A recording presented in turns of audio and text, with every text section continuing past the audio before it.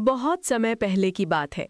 एक शांत और हरी भरी घाटी थी जहां चारों ओर ऊंचे ऊंचे पहाड़, बहती नदियां और ठंडी हवाएं थीं। उस घाटी के बीचों बीच एक विशाल बाग था जिसे लोग फूलों की घाटी कहते थे। वहां हर मौसम में तरह तरह के फूल खिलते रहते थे।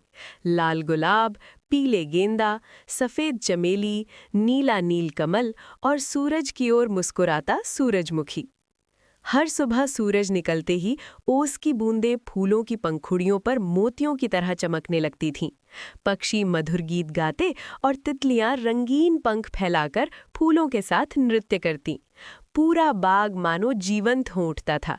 फूल आपस में बातें करते और प्रकृति की सुंदरता का आनंद लेते। गुलाब अपनी खुशबू के लिए प्रसिद्ध था, लेकिन वो थोड़ा घमंडी भी था। उसे लगता था कि वही सबसे सुंदर है।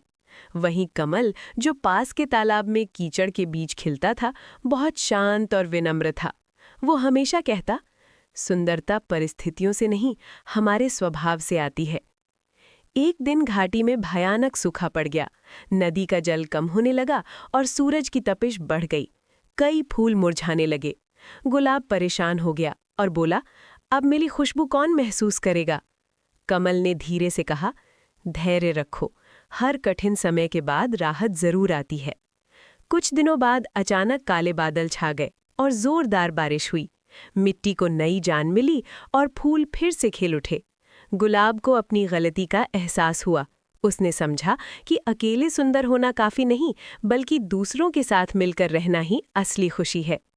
उस दिन के बाद फूलों की घाटी और भी सुंदर हो गई, क्योंकि वहां केवल रंग और खुशबू ही नहीं, बल्कि एकता, धैर्य और विनम्रता भी खिलने लगी। और यही प्रकृति का सबसे सुंदर जब संदेश धरती था। पर जीवन की पहली आहट सुनाई देती है, तब प्रकृति अपने मौन सौंदर्य से संसार को आश्वस्त करती है।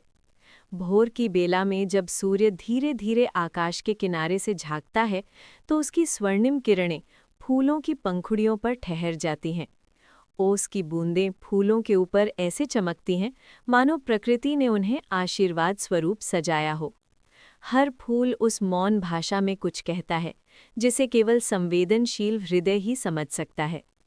बगीचों में खिले गुलाब प्रेम और त्याग की कहानी कहते हैं। उनकी कोमल पंखुड़ियां जीवन की नाजुक भावनाओं का प्रतीक हैं, तो उनके कांटे ये याद दिलाते हैं कि सौंदर्य के साथ संघर्ष भी जुड़ा होता है। कमल कीचड़ में रहकर भी निर्मल बना रहता है और हमें सिखाता है कि परिस्थितियां चाहे जैसी हों, मन को शुद्ध रखा जा सकता है। सूरजमुखी हर दिन सूर्य की ओर मुख करके खड़ा रहता है, मानो वो आशा और विश्वास का जीवंत प्रतीक हो। जंगलों और मैदानों में खिले जंगली फूल बिना किसी प्रशंसा की चाह के अपनी खुशबू बिखेरते हैं। ना उन्हें कोई देखता है, ना कोई नाम लेता है, फिर भी वे पूरे मन से खिलते हैं। यही तो प्रकृति का सबसे बड़ा पाठ है, निस्वार्थ भाव से देना। रंग बिरंगे फूल धरती की आत्मा को जीवंत बनाते हैं और ये एहसास कराते हैं कि विविधता ही सृष्टि की सबसे बड़ी शक्ति है। हवा जब बहती है तो फूलों की पंखुड़ियां लय में हिलने लगती हैं। ऐसा लगता है मानो वे प्रकृति के संगीत पर नृत्य कर रही हों।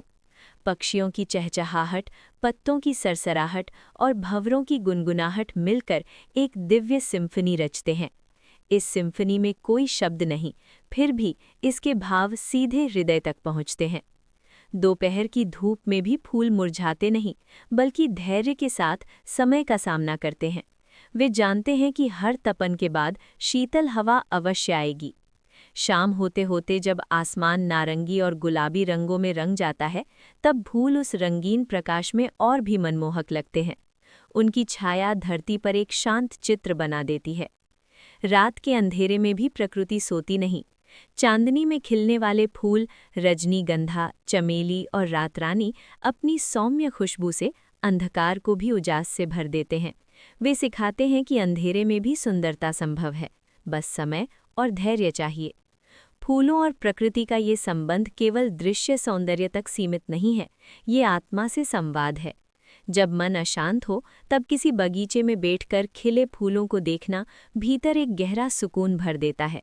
प्रकृति हमें बिना उपदेश दिए जीवन की गूढ़ सत्य समझा देती है। जैसे हर दिन नया होता है, वैसे ही हर क्षण में नया आरंभ संभव है। अंततः फूल और प्रकृति मिलकर हमें ये सिखाते हैं कि जीवन का उद्देश्य केवल जीवित रहना नहीं, बल्कि पूरी चेतना के साथ खिलना है। बिना किसी अपेक्षा के प्रेम देना, बिना शोर के सौंदर्य बिखेरना और हर मौसम में अपने अस्तित्व को स्वीकार करना, यही प्रकृति का अमूल्य संदेश है।